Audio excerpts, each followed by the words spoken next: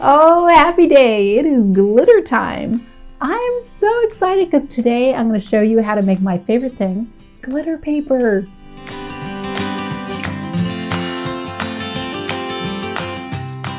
Now, I absolutely love glitter paper. And whenever like a craft store has glitter paper like this on sale, yeah, I stock up.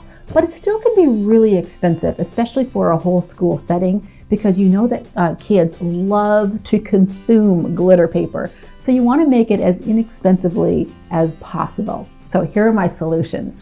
I'm going to show you two different ways to make glitter paper. One using white school glue or Mod Podge, and the other using glitter paint.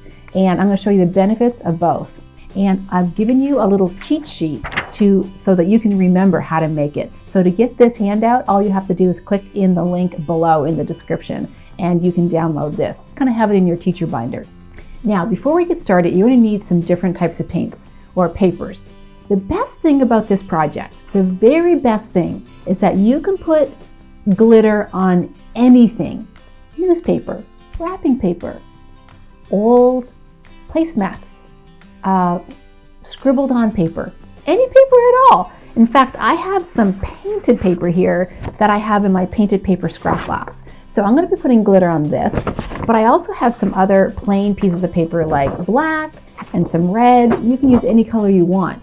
Now, the most important part about the glitter paper is that it's an activity that you can do with your students. So instead of free choice drawing, you can have a table set up after some holiday art projects or some winter art projects that maybe kids finished a little bit early and they don't know what to do.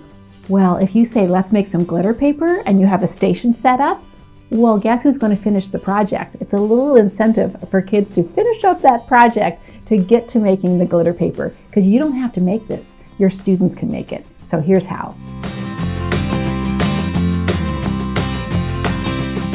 So there are two types of glitter paper, and the first type of glitter paper I'm going to show you how to make on some painted paper is using real glitter. So this is coarse glitter and this is fine glitter. Now I prefer to use fine because when you cut through the paper, the fine tends to cut through a little bit better, so you don't end up with a bunch of glitter all over the place. But if you have the coarse glitter, that works just as well. Now the second option is to use either painted paper or colored paper, but we're going to use a glitter paint. Now this is a glitter paint from Sargent. Now I encourage you to test out the glitter paint beforehand because they all have varying degrees of glitter inside the paint. Some are super transparent and some aren't. It's just a matter of taking what you have, testing so that you know what to expect. So the first thing you're going to need is a piece of painted paper, a scrap paper, colored paper, whatever you want. Now I'm going to make my mixture with a glue and water mixture, and this is going to go over my painted paper. What I do is take a pint-sized container and I'm going to pour some glue in the container. Just a couple of tablespoons. Put the cap back on right away. And then what you're going to do is add a little bit of water, maybe about half as much water. So 1 tablespoon of water for 2 tablespoons of glue. Take a really thick brush and really stir it around. Now I do the very same with Mod Podge, just a 1-to-2 ratio of water to Mod Podge, water to glue. Stir it around and this is a perfect consistency. It's almost like a low-fat yogurt. Okay, now what you want to do is take a broad brush. Children love doing this, and it really teaches them how to use big brush strokes, how to work quickly, and creates kind of more fearless artists. You know, you really want them to get them in there, spread that glue around, make a nice even surface. Then right away, don't wait too long.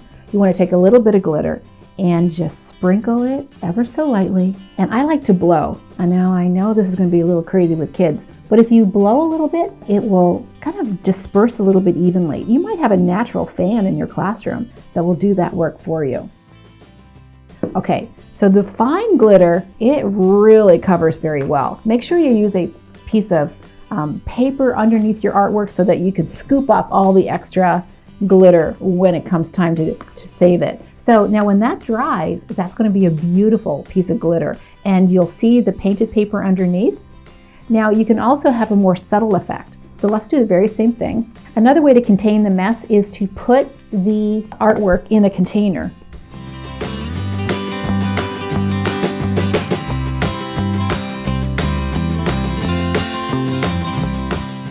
Now I'm going to take the fine glitter and I'm going to show you the difference.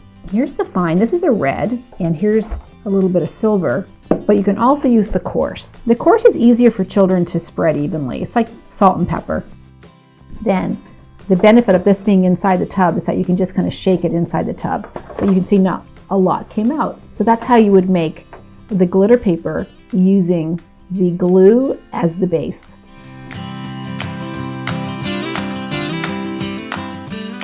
This is one of my favorite ways to make glitter paper, is by using a pre-glitter paint. Now this is super transparent, so it's not a really great paint to put on white paper, but over red paper, it's beautiful. Now you can use the same broad brush. The broader the brush, the faster it's going to go on. I'm using red paint, or red paper rather, and the red glitter paint. And this is the Sargent brand of glitter paint. Now it doesn't look like there's much glitter in there, right? But the benefit of this paint is that children can really practice their brush strokes.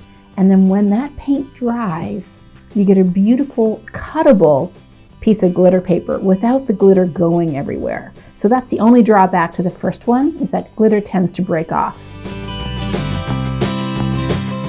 So when this dries, it's going to look something like this. I wanted to show you what gold glitter paint looks like over a black surface. This really pops out. And this could be used in so many projects, like an undersea mural. It could be used in a Matisse collage. So many ideas. Smooth it back and forth. And then when it dries, you have beautiful pieces of glitter paper to use for lots of projects. I just love how they all turned out. And this is such a great thing to have in your art room stash of magical things to bring out to make art projects really special. Like the reindeer that we did a couple of weeks ago with the glitter nose, or the menorah that we did with the glitter candles. If you want to see any of those videos, I'll link them in the description below. So make sure you subscribe to the YouTube channel. I'm so happy that I get to share this art projects and art techniques with you. If there's anything you'd like to see me do or teach, let me know. I'd love to try it out. So just comment below, and I'll see you next week.